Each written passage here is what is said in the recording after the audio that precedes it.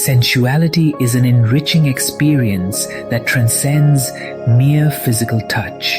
It invites us to explore openness and vulnerability, creating deeper connections with others. By engaging in mindful touch, we enhance our awareness of each other's desires and boundaries. This practice cultivates intimacy as it encourages honest communication and emotional safety. Each caress becomes a dialogue between bodies, transcending words and allowing us to connect on a profound level. Embracing the art of sensuality fosters trust, reigniting passion and curiosity in relationships. It's a journey of discovery, inviting us to celebrate the beauty of human connection through the transformative power of touch. Hey everyone, welcome to Pleasure Principles, the podcast where we dive into the mindsets, strategies, and secrets that make for a truly fulfilling life.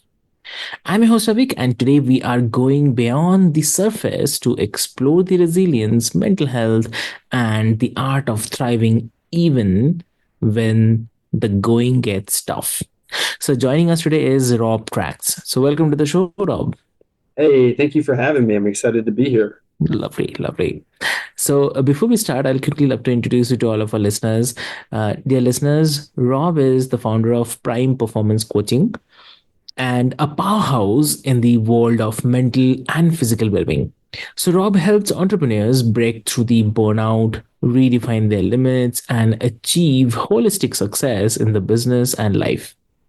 So get ready for practical insights and some serious motivation on how to look good, feel good, and do great things. So without further ado, let's jump in. Welcome to the show again. Thank you. Let's get diving. Lovely. So Rob, what does resilience mean to you? I mean, if you can share a bit, and how did you learn its importance in your own life? Yeah, to me, resilience really comes in two different forms. It's physical resilience and mental resilience. And Okay. it's important to know these things, or at least to be aware of these types of resilience, because that having those levels allows you to handle the different stressors that life throws at you. So Hmm. if you're having a super stressful day and things seem to be going completely chaotic and nothing is going the way that you want it to, your resilience is going to determine whether you lose your cool or if you keep calm and continue to move forward in a positive manner. Okay. So, you coach entrepreneurs on avoiding the burnout. So, but is burnout sometimes a necessary phase for the personal growth? What do you think? I don't think burnout is. I think there are definitely stages where the individual is going to need to Mhm. grind a little bit harder, where they're going to need to buckle down and embrace a little bit of a hard time. Because entrepreneurship is just like life. There's going to be seasons where there's going to be ups, and there's definitely going to be seasons where there are downs.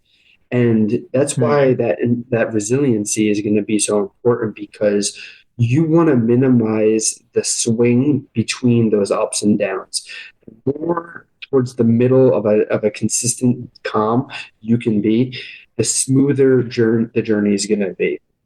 Because if you're constantly experiencing extreme excitement when things are going well, and then you flip the script and you experience extreme depths and depression when things don't go well, it's going to be a really bumpy ride to get to your Hmm. goals. That's true. Yeah.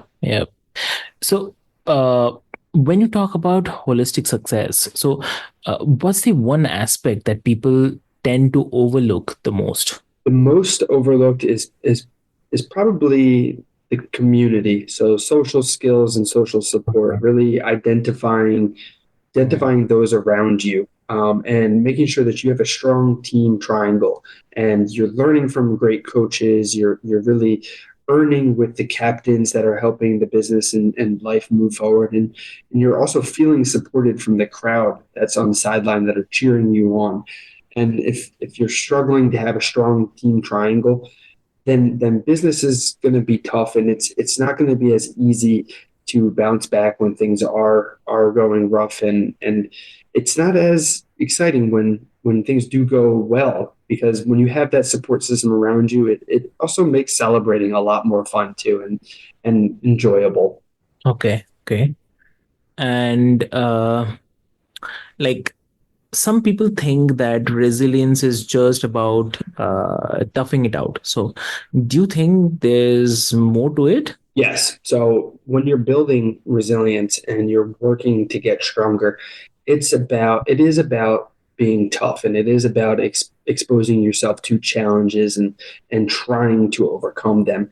But much like diamonds, because diamonds require an immense amount of heat and pressure to be forged into the beautiful diamonds that you see. But if there's too much heat, you burn out, and then you're leaving burnt and overcooked. And if there's too much pressure, it'll leave you crushed and unwilling and unwanting to continue to move forward. So the secret is to land in the sweet spot. So there's just enough challenge, just enough pressure, just enough heat that you're continuing to grow and get better, but not enough where it's leaving you in that depleted spot. So it's about figuring out what works for you and progressively overloading yourself so that you can handle more and more and more. Because very successful people have very challenging problems that they need to overcome.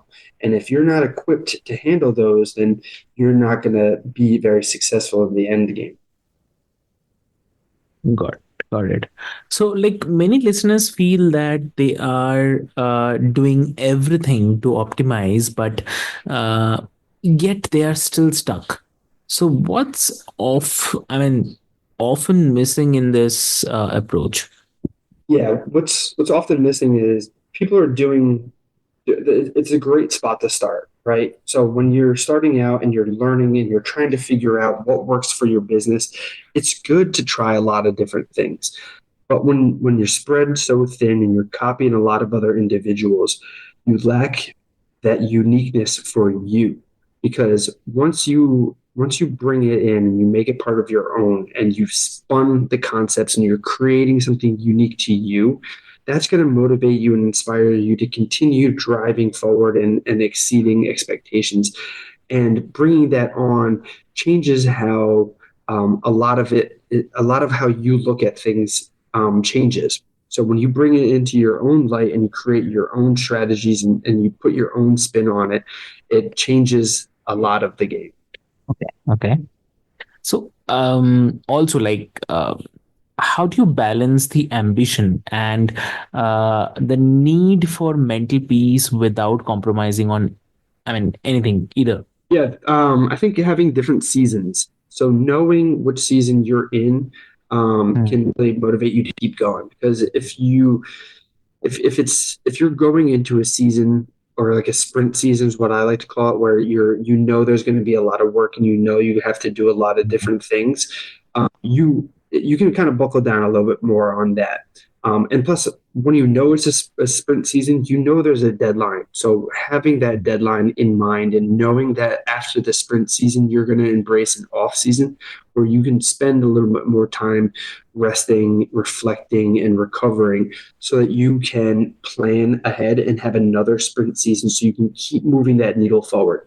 But if you don't have the awareness or the strategy of having these different seasons, you're stuck in that constant go, go, go, go. And that's where burnout and exhaustion are invited into your life. Yeah, exactly true. Yeah. And also like, regarding you help entrepreneurs achieve clarity. So, I mean, can too much clarity make people feel boxed in? Yeah, the common thing about like analysis through or paralysis through analysis, when you have similar thing kind of works too with clarity. So if you have too much direction, and if you have too many different things that you're trying to do at once, you spread thin. So when you minimize some of the different projects and you really put your focus into one basket, that Mhm. helps you minimize the distractions and helps you move forward with your business and your life too.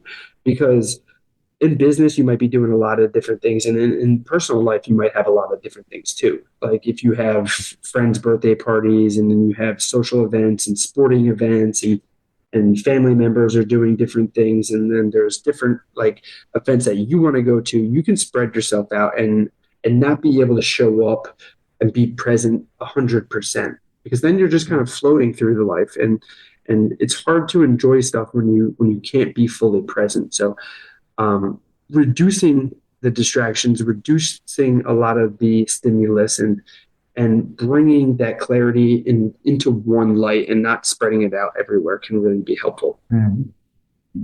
Okay, okay. And perfect. That's really lovely. And for the listeners who are struggling with the resilience, where's the best place to start building it? To me, the best place is in the gym. It's a great Okay. The gym is a great concept because it's an easy place to it's an easy and safe place to really expand your comfort zone. So you're going in, you're challenging yourself physically, you're challenging yourself mentally with new exercises and movements. It brings awareness to the intentional consumption. So are you eating right? Are you drinking enough water? Are you motivated with like the motivational videos and great podcasts like this one that you're listening to while you're working out? But then also it's a great community because there's other individuals that are also working on themselves there. So you can make friends with other people who are uh, developing themselves and getting around other positive people too. So I think the gym is an excellent place to Mm. start your resilience training. Exactly. Yeah. So you emphasize both on the physical and mental resilience. So are they equally important, or does one take the priority? To me personally, I think they're two sides of the same coin. Um, Mm-hmm. and if you're looking to, just like money, if you're looking to purchase something, if you're looking to achieve something, it's going to require that coin. So you need both sides, and making sure that you're challenging yourself on both of those on a consistent basis is going to help you achieve those things that you're looking to get to. But you can't just pay with one half of your credit card or one half of your dollar. It's one thing. So making sure that you're well equipped and strong for both mental and physical. So, I mean, some might think that optimizing every part of life can feel robotic.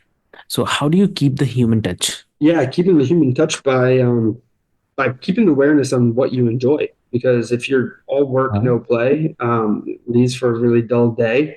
And Mm, just remember the things you enjoy. So, like carving out time, leaving a little bit of space for creativity. Sometimes chaos can be good in a way like that. mm, mm. Um, and and when you have a season where it's time to enjoy and time to relax and kick back, leave room for play, because play can be chaotic and it can be fun, and it brings that human aspect back to it. So when you're doing that all work no play, Mm. you want to make sure you plan for a new season where you can enjoy some playtime.